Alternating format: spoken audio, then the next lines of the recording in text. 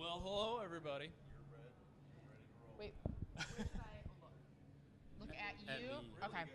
We're going to have an Okay. awesome conversation, Okay. you and I. Just making and sure. The viewers Cameras. are going to be as if they're just sitting right next to us, having that Oh, lovely, awesome. serene.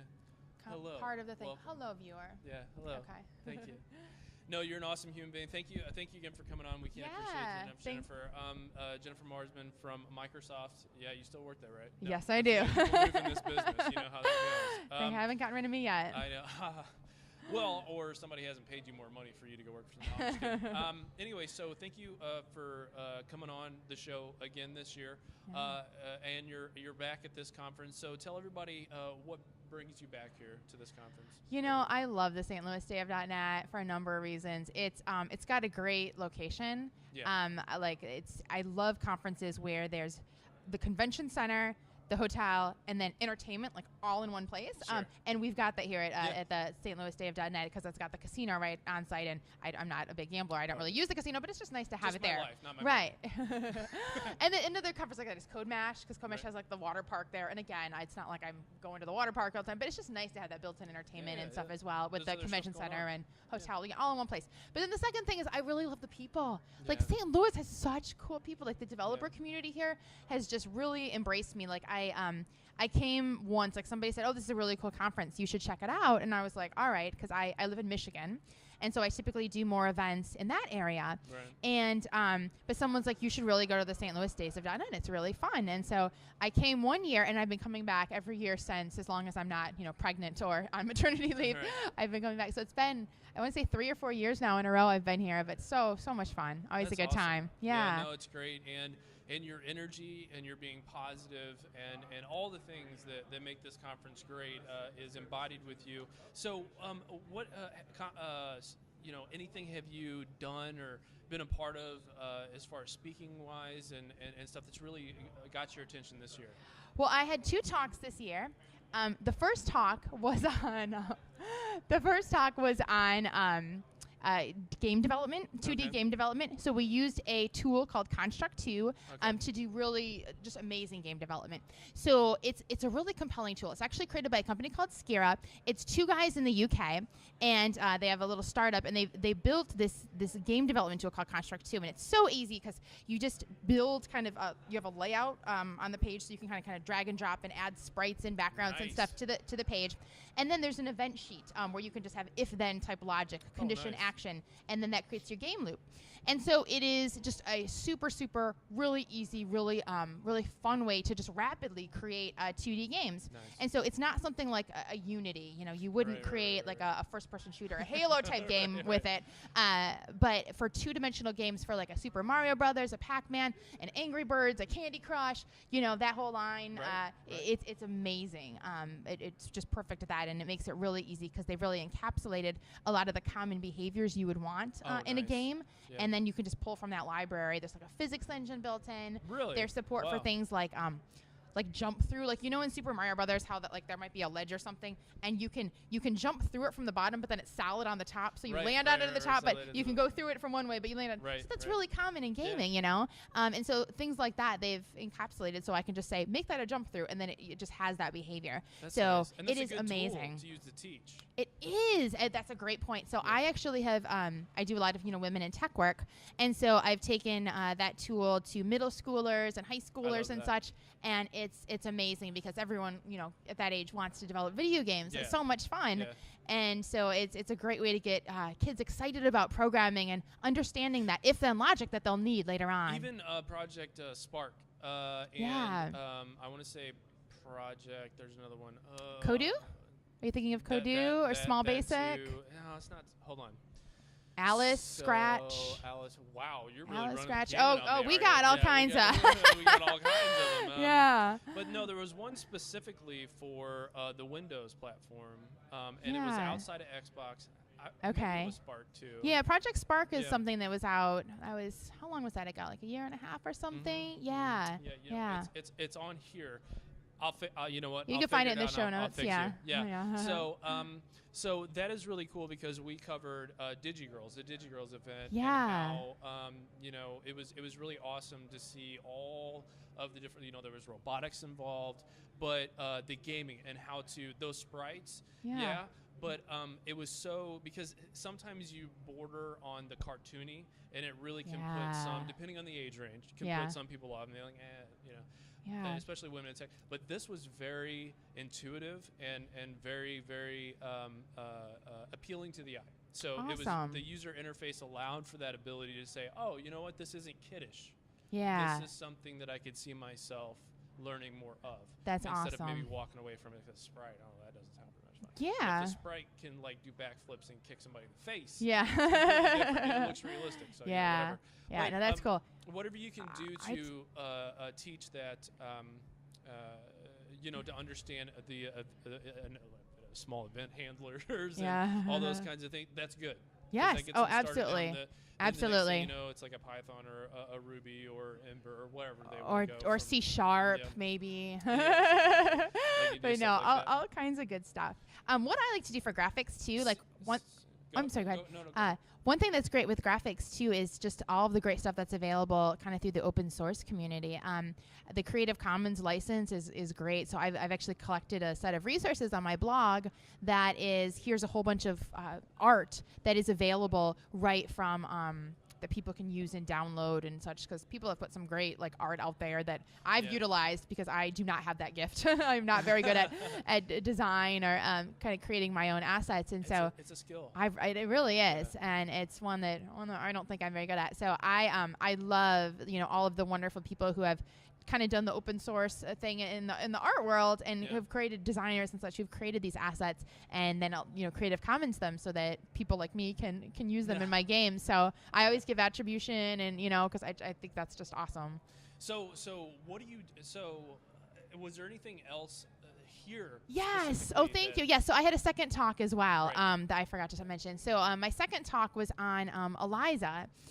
Which is an application that was developed by Joseph Weizenbaum in the 1960s. He's a professor at MIT, and he created something that's still talked about in like intro AI courses today, which is a little program called ELIZA. And ELIZA was a chatterbot where you would you know, have a little conversation with her through a terminal, and she simulated a style of therapy that was espoused by Carl Rogers. Yes, by Carl Rogers. And so it's a very questioning form of therapy. Like, you're like, oh, I hate my job, and why do you hate your job? Why? It's kind of the therapy session style.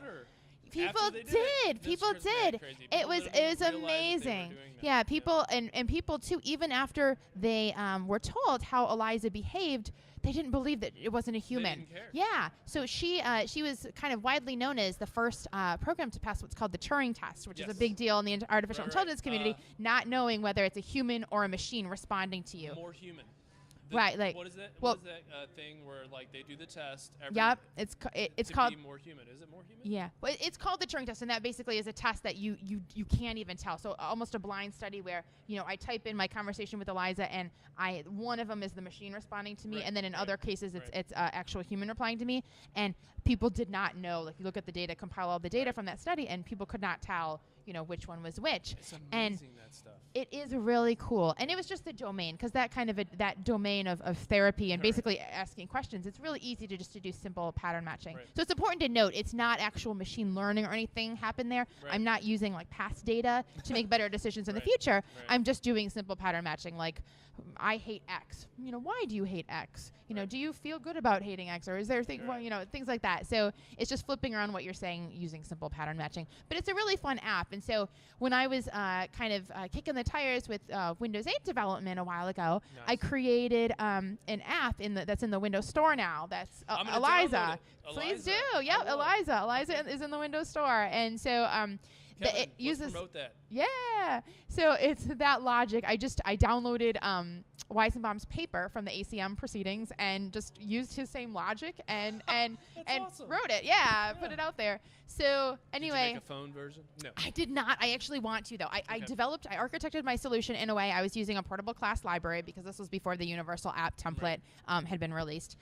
So I used a portable class library and put all of the ELIZA logic, which is, all the pattern matching stuff, all the switching tenses, so that when you say, I hate my ex, they say, why do you hate your ex? You know what I'm saying? Like switching the my to your and stuff like that. So switching person and tense and all that. So I got that. That is in the store, but I architected it in a way that the Windows store version is out and available today. But I have it. I have to hopefully sometime over Christmas 5.0 I can put the Windows Phone or the Windows Phone version. User.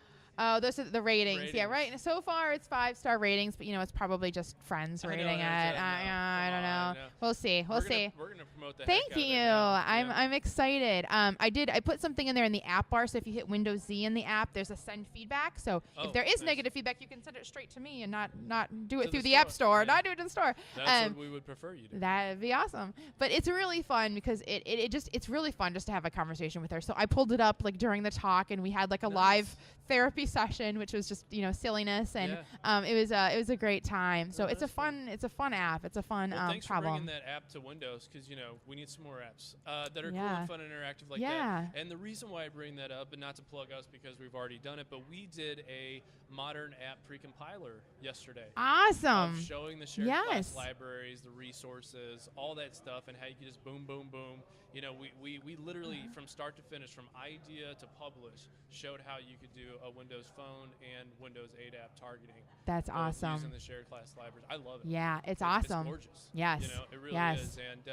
And that's this, we were like, should we go through with it with the whole Windows 10 thing? And it was this whole thing. But we're like, no, dude, this is the future. Like, that's what I was telling this other guy I was working with. I was like, this shared class library stuff, man, this is where it's at. This is where it's going to be at, And then the next thing you know, Microsoft dropped the Visual Studio Community with the IDEs that use this idea of the shared class library stuff. So there's some wild announcements coming up from Microsoft. It's exciting times. It's really exciting times. Yeah, and I love it. Obviously, we're doing everything on Microsoft Stack stuff, but that's awesome, and that's great to hear. What are some of the key kind of takeaways that you get from like people that come up to you afterwards and maybe start asking you questions about what the experience was like developing? Yeah. So I mean, I've learned a lot of different things. I think one of the things that I feel really great about is just Microsoft's support for developers. Like, I know everyone has seen the Steve Ballmer developers video where he's like dancing around like a monkey, but like it really is like we really do try to put developers first, and I see that in Visual Studio and how they try to pull in community feedback all the time. I see it with this new community edition of Visual Studio. I see it with how much like we respond to feedback and really try to put people's needs first. Like I'm not saying we don't make mistakes because there are sometimes a bad version and then we have a new version to try to make up for that. But I really do think that we do listen and we care and we really do try to support and Microsoft as a whole recognizes that developers really drive the ecosystem, and it's developers creating amazing apps that helps keep us kind of a great symbiotic relationship. And so, I mean, I love that. I love that we care so much about developers and have tried to create a compelling stores and stuff like that, and really keep developer feedback, forefront to everything we do. And just even the simulator and stuff. Like I've had people come up to me and talk about like the Android simulator, for example, versus the Visual Studio simulator, and is like, oh my goodness, it's the experience is just miles different. Like how hit debug or whatever, deploy, and then go down, get something to eat, maybe hang out with somebody. We're almost there. We're not all the way there, but we're almost there. But through Visual Studios and using some of Xamarin tools and different stuff like that, I mean, this stuff it's gorgeous. It's amazing. It's awesome. Yeah. And the fact that now I can shoot to Linux, Unix, and OS 10, that's gorgeous. That's another awesome thing, and I'm very excited about that. And just the future of what Microsoft's going to be able to do with garnering the new support and .NET developers and C# developers. They can use those awesome skills and put that back into the app experience, right? Yeah. So instead of being not stuck, but not being able to use their skills necessarily, and bring those into now the new age of the mobile first, cloud first. Yeah. Future. Yeah, I know. I really believe in Satya's vision. It really is becoming a cloud-first, mobile-first world, and it's nice to think that Azure is amazing. It is. No, seriously. Like, I mean, so as someone who my job is to keep up to date with all the new technologies, which Azure is just it is insane. Like Azure just, I mean, they ship, since it is a cloud product, they can ship every month, even more often than that if they need to. And so with all the regular ships, like things change just so quickly, but it's amazing. Like Azure has just exploded because when you think a couple of years ago, it was really just kind of like websites and web roles and worker roles and that sort of thing. And then, there's support for virtual machines, which is huge. And so many people are using the virtual machine functionality right now.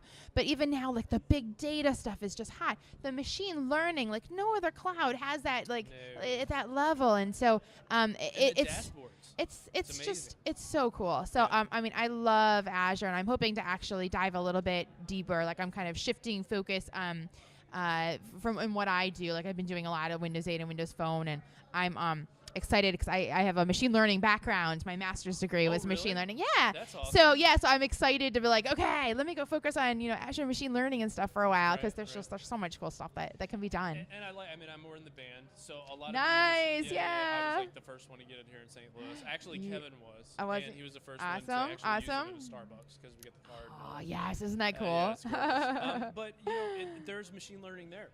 That was one of the pieces that they talked about. And the vision of the other day with the Android and the Apple and everything that was on there, it's like, look, let's figure out how to make this the future. Like we can be agnostic, we can tailor to custom, sure. Yeah. But we can still be agnostic and bring those awesome solutions to problems that are out there, and that's what I'm really excited about. And the machine learning piece is huge. Yeah. A huge part of the future, especially for Azure. Oh, it's very cool. I figured out what the name of that app was for Windows 8. What was Project Sierra. Oh, Sierra. Yes. Yep, I'm familiar with Sierra.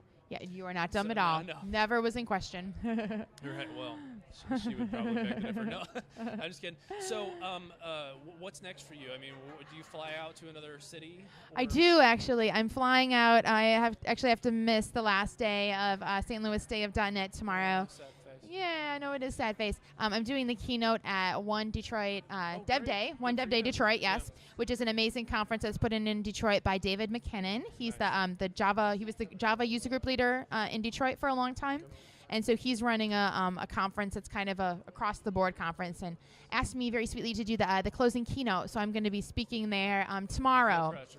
So yeah, it'll be fun. It's a really cool. It's almost, so he asked me to do a soft skills talk specifically, which is, so it's a little something different than the tech that I usually talk about. But this is, I put together kind of a fun talk where I take like 10 popular songs and then extract career advice out of them. So it's the silliest, it's just a fun talk. But it's like, well, they won't be falling asleep. I'm trying to, they will not. I will be singing and dancing up there. Nice. But it's not really, hopefully, we'll see. But the things like Wind Beneath My Wings, and then talking about the importance of like mentors and stuff like that. And then I have Britney Spears, Oops, I Did It Again, to talk about like the importance of just making mistakes and taking risks and stuff. So exactly. Yeah. No, it's so true. Fail fast. As fast as you can. So you can learn from it and keep going. It's true. And catching a mistake earlier is much less costly than catching it much later, especially in production. And building on top of that stack, going back to the developer side, building on top of something that's bad. It's so much harder to go back and fix that original foundation. That's true. That's true. If you jack that up. Yep. So to speak. But, both sides of your brain are going to get the work out. They will. They will. You know the software side. Yeah. Like, for me, I'm like, babe, I need to walk down the stairs and back up the stairs to see the next parts in my mind, because for some reason it's difficult for me to bounce back and forth. Yeah. Like if I've been developing all day, my speaking skills are difficult.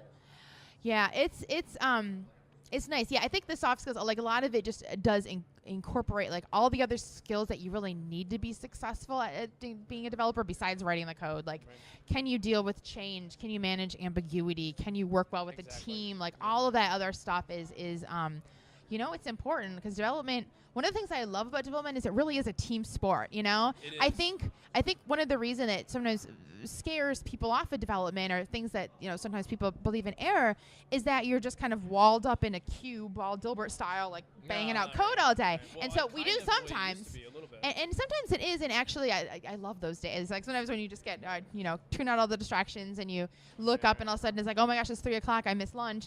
When you're totally in the zone, like that's an awesome feeling. So but you were the one who was working. At work. But it's really cool to see how it does take a whole team of people, to make a successful software product. Like when I was doing development in Redmond for Microsoft, like there's a PM that figures out the specs and kind of communicates requirements, and I would write the code and unit test and help with architecture and stuff like that. And then there were other like more senior developers who kind of architected things too, and dev leads. And then there's testers, and so there's testers in my office. Hey, we found a bug with this, or hey, it was this supposed to work like this or like that? So it's all of us working together to build this amazing product, and it really is a team sport, and that's part of what makes it fun, I think. Yeah, and the Rick, who we just talked with from Oakwood, I mean, he was talking about how necessary it is to be good at communication in this field. Yeah. Because if you're not communicating with your testers, if you're not communicating with QA very well, then you're not going. So it's going to take longer, which is less money for the company and the team and everything, if you're not making those communications with and building on everybody else's skills. So like everything you just said is the exact kind of keys to success for small businesses that are trying to grow, or for you to say, you know what, maybe I'm wearing too many hats. Maybe I don't need to be all of these different things, because developers sometimes kind of fall into those roles where it's like they're the UX, the UI, and you kind of can't do that when you're taking on some bigger projects. You need to say, you know what, I'm not so awesome at this. Let me bring somebody in who is, and then build a nice team. Right. I work with a lot of startups, and I think startups have that problem a lot, because in a startup you kind of have to be everything, right? You have to, especially when you're kind of young or an earlier startup, you do have to take on sales and marketing. You have to be able to promote yourself. You have to actually write the code. You have to do. It is wearing a lot of hats, but you're right. It's good to be able to recognize what you're less good at and where you can grow, and then either hire someone to help you with that, or gain those skills yourself. So. Absolutely. Yeah, because now we got to focus on the soft skills. We got all the tech, now we got to focus on the soft skills. It's ridiculous. But thank you so much for taking out the time. Thank you for having me. Hanging out. Yeah. Where can people find out more about you and what it is that you do going forward? My blog is blogs.msdn.com/Jennifer. Awesome. And then I'm on Twitter, Jennifer Marsman, my full name, all one word. Nice. So, yeah. Nice. Well, I retweet some of your stuff a lot of times. So I'm not a stalker. I'm not creepy. No. All right. Well, thank you so much for coming out again. It was a pleasure to have you back.